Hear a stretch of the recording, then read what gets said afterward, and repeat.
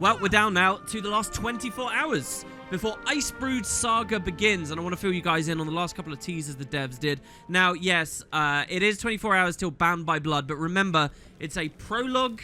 A big question on our mind right now is how big is the prologue going to be? How does a prologue compare to the more anticipated, I guess, episode 1? I think for me, even if it is just a prologue, I'm still excited because it means we get to go back to the Blood Legion homelands for the first time in how many years? Like a decade?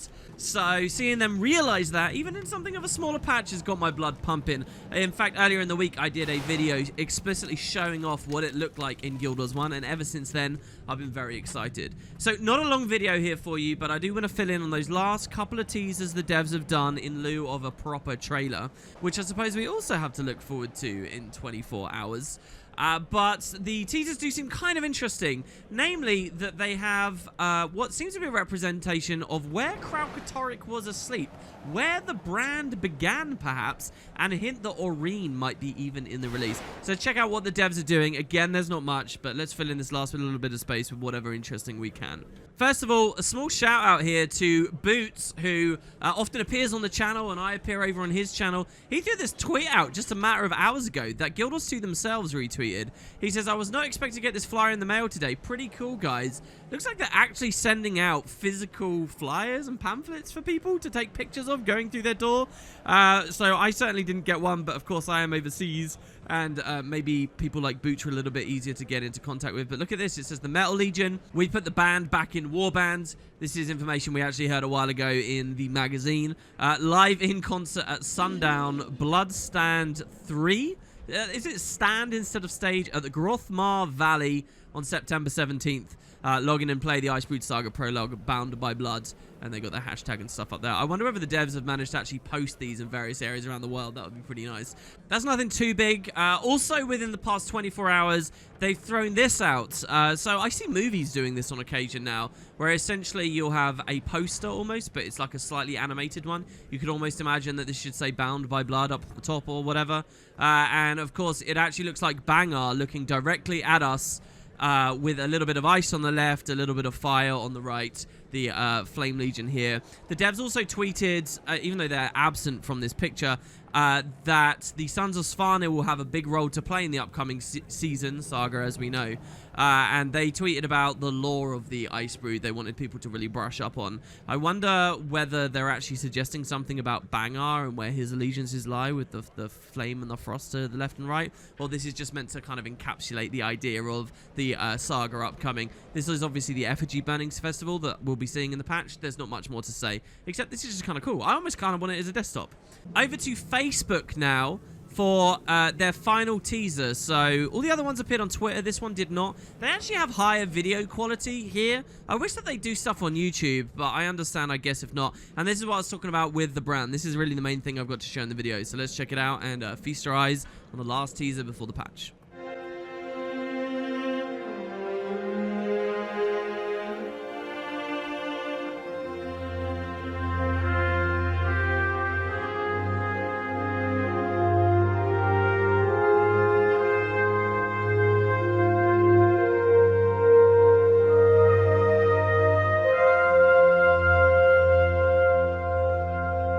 So that's it, Bound by Blood. Now, the music, I'm going to mute for the rest of the video here. The music I don't really recognize. I wonder if it's been some new stuff scored for this Living World. I think some of the missing tracks from Living World Season 4, which had a lot of great music, were recently just made available on SoundCloud, right on the cusp of this as well. And now, obviously, we're hearing some new stuff. To deal with the environment, a couple of things do spring to my mind. First of all, I'm a little bit disappointed. Seeing plants like this and stuff, it just makes me feel of existing assets. It makes me feel of Maguma Jungle. It makes me think of places we've been to a lot lately.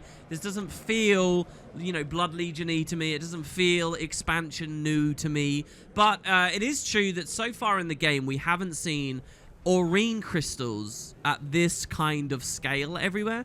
And I guess the suggestion is that Aureen is a part of this patch, is a part of this story right now, and she's gone to all the existing brand and maybe like made it Aureen brand, which is somehow better.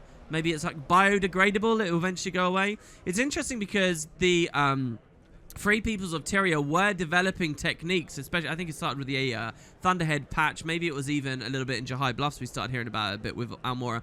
But abilities to get rid of Brand.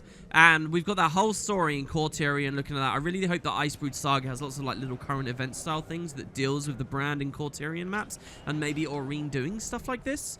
You know, it's interesting. If you think about Holbrak, where the tooth is of Jormag, when you are a new character who hasn't played any story or whatnot, you look at that and it's one model with one texture on it. Once you play a Crack in the Ice and you see Bram break the tooth, forevermore, client side, that tooth looks different to you. Now, I wonder whether the devs will have the capability of arenifying all the existing Brand for players that get that far in the story. Could be kind of interesting. But then let's talk about the environment and stuff. This is a huge area, like an enormous area. And it would seem to be, yeah, where Kralk woke up. What I find quite interesting here is when you look at releases from Season 4, like Jahai, the devs were very careful about making Guild Wars 1 locations translate really cleanly into Guild Wars 2 locations. Sometimes they were pretty flippant with it, like in Istan, certain mountains and ranges appeared, but Jahai was very, very one-for-one. When it comes to the Blood Legion homelands, I think a lot of us would like to see it be one-for-one as well, but you got a problem, and that's that Kralk in Guild Wars 2 is so much bigger than Kralk in Guild Wars 1 when he was laying on the mountains, so to speak. Everything was much smaller in Guild Wars 1, realistically. We moved a lot slower and stuff, so there was a sense of the world being bigger, but the actual assets were smaller. So now that Kralk is so much bigger in Guild Wars 2, then the hole that he left behind is going to have to be bigger. So that might mean that the whole scale of the Blood Legion homelands and stuff is also going to be different, and we might expect a more dramatic change. That's what we're looking at here, just this enormous hole that has been left behind. And I like that idea. Also, look at this weird, like, floating kind of magic here. We don't see Aurene herself. We don't see the Elder Dragon, the prismatic Elder Dragon sort of flying around. I wonder how distant she will feel. Did she do this, like, from range now because she's just so powerful? I guess we'll find out. But I do like the idea that, you know, this is like multi-spectrum Brand. There's lots of types of magic in there. And somehow that's beneficial to the people of the area. I wonder if they could do a weird story where the Char actually gain power from Brand around them now. Like it's a resource that they can tap into. That would also be another cool thing that would help to galvanize them and potentially make them antagonists. This next shot here, again, does this feel Blood Legion-y to me? This feels like very Dragonfall-y to me, right? Big cliffs, waterfalls coming down. Maybe I'm judging it too early. I probably am. Very, very bright. This shot brings something else to my mind as well.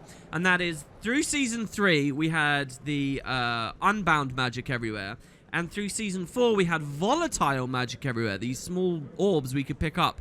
And even when it came to us doing teaser and trailer analyses before these patches came out, you could always see it. You know, you could see ley lines around and you could see those little pickups around everywhere. Well, now we're looking at, you know, chaotic magical influence areas to a certain degree. Is the idea this is no longer chaotic, right? This is under control now, supposedly. And the scenes are remarkably clean. Like, are these maps, we're not going to have anything to pick up anymore? Are the devs moving on from that? Because as irrelevant as it kind of felt, walking over to these little orbs and acquiring them, I always kind of like that feeling on the maps. And now that's not going to be there, potentially, right? Because magics aren't in such a volatile place, theoretically. And that might be nice to actually differentiate the saga as something truly new and broader scope and more epic and more different to what we saw through Season 3 and Season 4, which became very routine for a lot of us, I think, and very formulaic. This could actually be a very good timing for the devs to change up the idea of seasons and move into sagas, because they have been under such a routine for, what like 3 years now? With 3 years, Guild Wars has been a very steady place, and already from these teasers, I can kind of see the maps are going to feel a bit different, just because of this little stuff we don't really think about. You expect it will be there, and it probably won't be anymore. So, yeah, there you go. That's that teaser. There was, unfortunately, a little bit of news that one of the developers at the studio I personally cared a lot about has now moved on. Now, that's the developer Bill Fries. There have been a couple of departures lately. I'm only mentioning Bill, not necessarily having anything to do with Icebrood Saga. It's just news I think you guys might be interested in. He was one of the main guys that was still working on Guild Wars 1 updates, which are updates that I have deeply and sincerely cared for and cherished and wanted more of. But just as I started to record this video, news came out that Bill has actually moved on. I think he announced it at a prominent Guild Wars 1 streamer's channel. Yeah, the Guild Wars 1 streamer goes to the game every day. Bill would hang out in their chat and said that they're not going to be around anymore. So that's pretty unfortunate, pretty disappointing, but shouldn't really have anything to do with Icebrood Saga. And that's it, guys. I just wanted to give you guys a little bit of something. One final opportunity for a chat room down below to talk about Icebrood before we go in and we see what ArenaNet's new vision for all this stuff is. It's already the 17th. Crazy stuff. Finally, and I know I'm doing this pretty late, but I did want to confirm